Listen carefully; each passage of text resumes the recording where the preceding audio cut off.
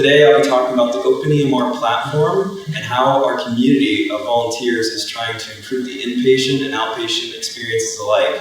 Dr. Millet is a primary care physician in his hometown of Rio de Janeiro, and I am a healthcare software engineer from the United States. OpenEMR is the most popular free and open source electronic medical records solution. It recently attained the Meaningful Use 2 certification in the United States, but we have noted that this benefits users outside the United States as well. We are used internationally and support up to 30 different languages with a simple process to add your own language if it's not already present.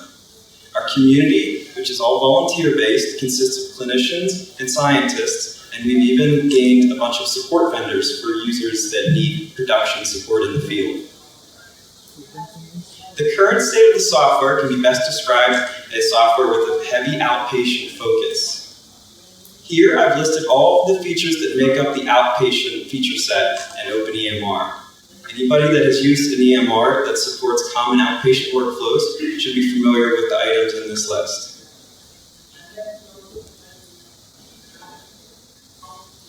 Looking towards the future, our community of volunteers hopes to implement more clinically cutting-edge features. I'll be overviewing 4 of these features today, but first must note that each feature team consists of clinicians and software engineers, and each project hooks into a big data analytics platform that we believe will provide doctors more insights moving forward. Andre will be joining us remotely, and he will start off with the first 2 projects, and I will follow with the 3rd and 4th. Hello everyone, my name is Vita. I'm from Brazil. We'll be talking a little bit about preeclampsia. Preeclampsia accounts for 90% of high-risk pregnancies. The earlier it's identified and addressed, the better the results. The risk factors include the first pregnancy, a previous pregnancy with preeclampsia, hypertension, and diabetes.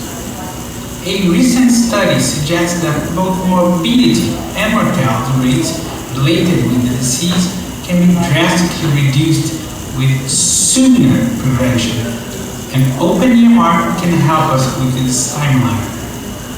With a large population covered by the primary care model, OpenEMR will offer better control of this situation by providing alerts for both health professionals and patients. As seen here, a patient is informed by the EMR to enter in their blood pressure reading on a daily basis using a simple text message and a secure entry form. And then I'll be moving on to the second slide, which shows the results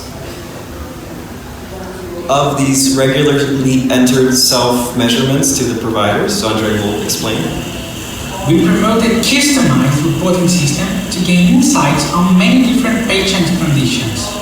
For example, the ability to track blood pressure vitals of preeclampsia patients from their regularly entered self-measurements helps providers make more informed and timely decisions.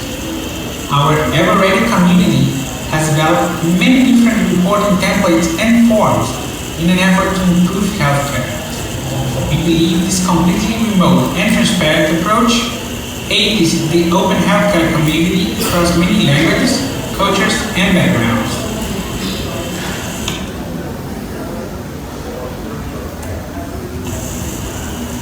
The second exciting project has to do with clinical text analysis.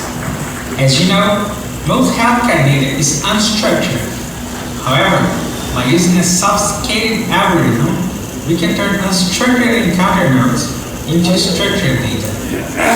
This allows us to see all the clinically relevant concepts along with a category and medical codes.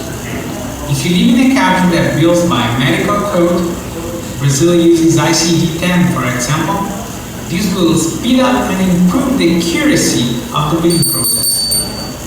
Another major benefit of this algorithm is gaining the ability to be able to query data that would have otherwise remained unstructured and therefore non-queryable.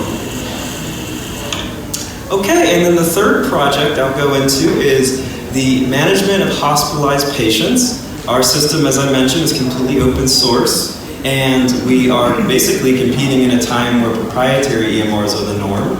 And we want to use our community of volunteer clinicians and scientists to make for the best experience for hospitalized patients by regularly acquiring their vitals using low-cost Raspberry Pi devices. But we don't want to take this analog data and simply turn it into digital data. We want to gain insights, so we will hook it into our big data platform to provide the doctor with more information rather than just raw data. The final exciting project that we're working on, and is set to be released in the coming month, is the Web PACS viewer. As you know, providers enjoy the ability to read the radiology report, but we want to make sure that they can also see the DICOM image file, which is the digital version of the radiology image.